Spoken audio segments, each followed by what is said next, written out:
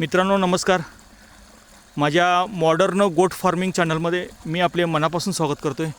मित्रांनो, चॅनलवर जर माझ्या फर्स्ट टाईम असेल तर चॅनलला सबस्क्राईब करा आणि जे ऑलरेडी माझ्या चॅनलचे सबस्क्रायबर आहेत त्यांनी माझ्या चॅनलची माहिती आपल्या शेतकरी बांधवांना किंवा जे शेळीपालन करतायत किंवा जे शेती करतायत तर त्यांना माझ्या चॅनलची माहिती द्या. तर मित्रांनो, मी एक ऑन द वे होतो तर मला एका ठिकाणी चांगल्या प्रकारे सोयाबीन दिसला, म्हणजे सोयाबीन केलेलं आहे. अतिशय चांगल्या प्रकारे सोयाबीन आलेलं आहे आणि आपण आज अशाच एका शेतकऱ्यांची मुलाखत घेऊया. त्यांनी मनापासून सर्व गोष्टी केलेल्या आहेत. अतिशय कष्टातलं त्यांचं जीवन आहे. आता रिसेंटलीच त्यांचं थोडंसं मोतीबिंदूचं ऑपरेशन झालेलं आहे, पण तरीसुद्धा ते आता रिकवर झालेत आणि चांगल्या प्रकारे काम करत आहेत. सर नमस्कार. नमस्कार. सर आपलं पूर्ण नाव सांगा. श्रीकांत मल्लेश जीवाजी, राहणार कुरुंदवाड. हां, तर मित्रांनो हा शिरोळमधला भाग आहे कुरुंदवाड. तर त्यांचं हे आहे, तर आपण त्यांच्याकडून सर्व गोष्टी आपण आता जाणून घेऊया. सर, सोयाबीन जर लागवड करायची असेल तर जमीन कशी असली पाहिजे? काळे आणि कसदार असली तर व्यवस्था चालेल. काळी आणि कसदार पाहिजे. बरं, आता सोयाबीन जर आपल्याला घ्यायचं असेल तर आता तुम्ही म्हटला जसं जमीन काळी आणि कसदार पाहिजे, तर खत जे आहे म्हणजे सेंद्रिय खत म्हटलं आपण, म्हणजे सेंद्रिय खतामध्ये आपण लेंडी खत, शेणखत आणि कोंबडी खत म्हणतो. तर असं स्पेसिफिक तुम्ही खत बेड तयार करण्यापूर्वी म्हणजे जमीन तयार करण्यापूर्वी असं काही खत घेतलेलं आहे का? तसं काही घेतलं नाही. काही खताची मात्रा दिलेली नाही. बरं, हे जे वाण आहे हे तुम्हाला सांगता येईल कुठलं वाण आहे सोयाबीनचं? 335. 335. बरं, आणि ह्याची लागवड आता हे जे आलेलं आहे आपण आता ह्याची लागवड करून किती दिवस झाले असतील अंदाज? ती आता 2-2.5 महिने झाली. 2-2.5 महिने झाले. बरं, मग हे 15 दिवसात म्हणजे कापणीला येते. बरं, आता हे जी बेड तुम्ही म्हटला की आपल्याला काळे आणि कसदार पाहिजे, लागवड जी म्हणजे टोकन पद्धत वापरली की लागवड कशी केली? सरी सोडून पाणी देऊन त्यात टोकन केलं. बरं, आणि ते सीडिंग जे असतं हां ओला अगोदर सरी सोडलं, बरोबर, पाणी ओलं केलं, हां, त्या ओल्लीमध्येच टोकन घातलं. बरं. तर मित्रांनो, त्यांनी सांगितल्याप्रमाणे पहिल्या सरी पाडलेत, त्याच्यात पाणी सोडलेलं आहे आणि त्याच्यानंतर टोकन केलेलं आहे. म्हणजे भुसभुशीत बेड तयार केला, जसं की ते बीज आहे त्याला अंकुर येण्यासाठी पटकन तेवढं वातावरण तयार केलं त्यांनी आणि त्याप्रमाणे केलेलं आहे. आणि सरांनी सांगितल्याप्रमाणे त्यांनी एक स्पेसिफिक वाण घेतले. आणि सर, आता लागवड झाल्यापासून तोडणीपर्यंत कितीचा काळ आहे पिरियड? 3 महिन्याचा. 3 महिन्याचा काळ आहे. तर मित्रांनो, आपल्याला माहिती आहे की चारा व्यवस्थापन खूप महत्त्वाचं आहे आणि सोयाबीन हा सुद्धा एक चारा आहे, ओला चारा आणि वाळला चारा. बरेच शेळीपालक किंवा जनावरं पाळतायत, तर त्यांना सर चाराबद्दल तुम्हाला सांगता येईल का? तुमचे चारा पिका कसा वापर करून घेता येईल या सोयाबीनचा?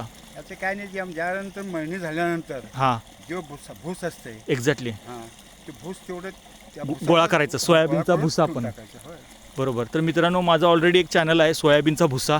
तर सरांनी सांगितल्याप्रमाणे पूर्ण सोयाबीन काढल्यानंतर जे टलपालं राहतात त्याचा भुसा तयार होतो, तो आपण गोळा करून आपण जनावरांना घालू शकतो. आता सर, हे तुमचं सोयाबीनची तुम्ही लागवड केली, कुठल्या उद्देशाने केली तुम्ही? पुढं तुमचा काय उद्देश आहे?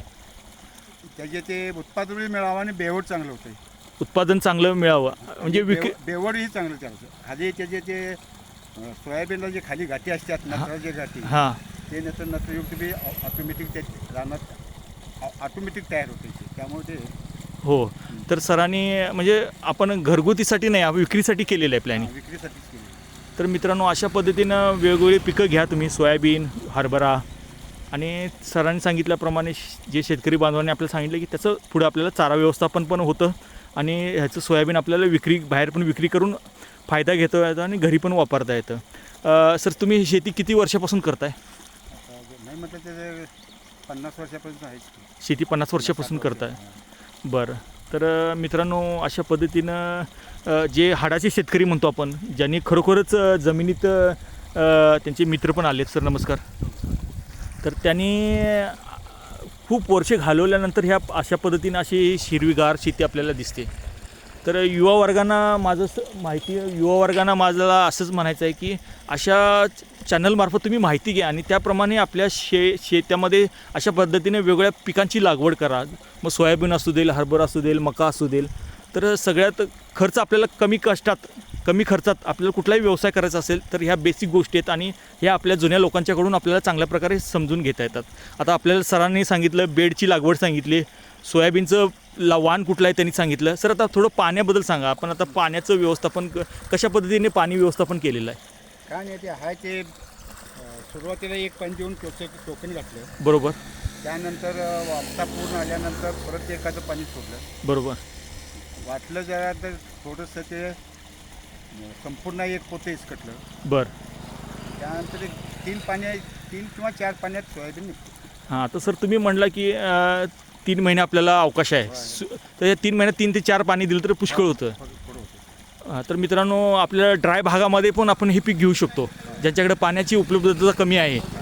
तर त्या पिकामध्ये सुद्धा हे चांगलं पीक येणारं आहे. आणि सोयाबीन खूप महत्त्वाचं आहे. सोयाबीनपासून आपल्याला माहिती आहे ऑइल पण घेता येते. सोयाबीन ऑइल खत म्हणून वापरता येतं, भुसा म्हणून वापरता येतो आणि घरगुतीसाठी पण वापरता येतं. तर सोयाबीनचे खूप फायदे आहेत मित्रांनो, आणि म्हणून यांनी सोयाबीनची लागवड केलीत. आणि त्यांनी सांगितल्याप्रमाणे आपण सर्व व्यवस्थापन शिका, म्हणजे अशा पद्धतीनं. आणि सर ह्याच्यातलं अंतर काय असेल पिकामधलं? एक पिकामध्ये फूट 1.25 फूट एक टोकन, दोन्हीकडे टोकन असते ते. बरं. दोन्ही बोलतात 3.5 फुटाचे बेड आहे. बरं. आणि इकडे तिकडे दोन्हीकडे 1.5 फुटाला एक टोकन असते. बरोबर आहे. म्हणजे सीडिंग करताना फक्त एकच टाकायचं का? नाही 2-3 टाकायचं. बरोबर आहे. तर मित्रांनो, ही लागवड झाली. आता खताबद्दल काय सांगू? खताची मात्रा कशी दिली आपण? खताची मात्रा काय काय? नाही. दुसऱ्यांदा एकच फक्त तेवढं पोतं टाकलं, त्याच्यावर काही नाही. कुठलं पोतं टाकलं? संपूर्ण युरिया? संपूर्ण युरियाने हां, नावच आहे का ते सर? बरं. तर त्या मित्रांनो, त्यांनी खताची एक मात्रा दिलेली आहे आणि आतापर्यंत आहे. अजून पुढं काही देण्यासारखं लागतं काय? नाही काही आता डायरेक्ट कापणी येईल का? बरं बरं. आणि आता हा एप्रिल महिना आहे, तर उन्हाळ्यात हे तग धरू शकतं का पीक? होय ठरतं की. उन्हाळ्याचं काय ह्या पिकाला काय नाही? उन्हाळ्याला चांगले येते. बरं बरं. म्हणजे सर हे तुम्हाला म्हणायचं हे बारमाही पीक आहे, होय बारमाही पीक आहे. केव्हाही घेऊ शकतो. 3 पिकं कसं बी काढू शकता तुम्ही. बरोबर. सरांचं म्हणणं आहे की 3 महिन्याला आपण पीक लागवड करतो, तर वर्षातून आपल्याला 3 पिकं येतात मित्रांनो. आपण बघतो की बऱ्याच वेळा लोकांच्या जमिनी अशा ह्या बिना कसदार राहिलेल्या असतात. तर तसं नका करू. सरांनी सांगितल्याप्रमाणे असं 3-3 महिन्याची पिकं घ्या. फक्त मी पण कोकणातला आहे, तर आमचे फक्त पावसाच्या पिकावर अवलंबून राहतात. तर 4 महिने तेवढंच भात शेती घेतात आणि बाकीची पिकं मग जवळजवळ 8 महिने जमीन तशीच राहते. तर तसं नका करू मित्रांनो. ह्या शेतकऱ्यांच्याकडनं समजून घ्या. हे शेतकरी आहे ना, जमीन 12 महिने पीक घेत राहतात. कधी असं जमीन तुम्हाला कोरडी दिसणारच नाही. हे कायम पिकं घेत राहतात. तर अशा पद्धतीनं पिकं घेत राहावा. वेगवेगळे पाण्याचं व्यवस्थापन करा, खताचं चांगलं व्यवस्थापन करा, चांगली जमीन भुसभुशीत करा. आणि अशा शेतकऱ्यांच्या मुलाखती तुम्ही ऐकत घ्या. त्यांच्याकडून आपल्याला बऱ्याच गोष्टी, छोट्या गोष्टी असतात, पण त्याचा इम्पॅक्ट खूप मोठा होत असतो. आणि ह्या अशा 50-60 वर्षीय शेतकऱ्यांच्याकडनंच ह्या गोष्टी आपल्याला कळतात. बरंच पुस्तकी ज्ञान असतं, पण पुस्तकी ज्ञानापेक्षा हे प्रॅक्टिकल आहे. पुस्तके तुम्ही वाचा, माझं काही म्हणणं नाही, पण ज्या गोष्टी इम्प्लिमेंट करायच्या आहेत, ज्या ठिकाणी आपल्याला वापर करायचा आहे, तर ह्या मुलाखतीमधूनच आपल्याला समजतं. आणि सरांनी आपल्याला सोयाबीनबद्दल माहिती दिली. कापणीबद्दल थोडं सांगा सर. कापणी कशा पद्धतीने करता येईल?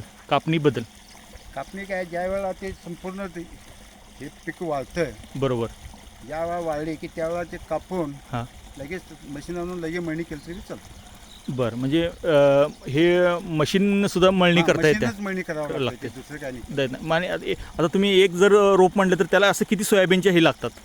नाही तसं काय तेवढं आम्ही हे करत नाही, तरी अंदाज अंदाजे एखाद्या याला नाही तर नाही म्हटलं तर 100-125 शेंगा असते.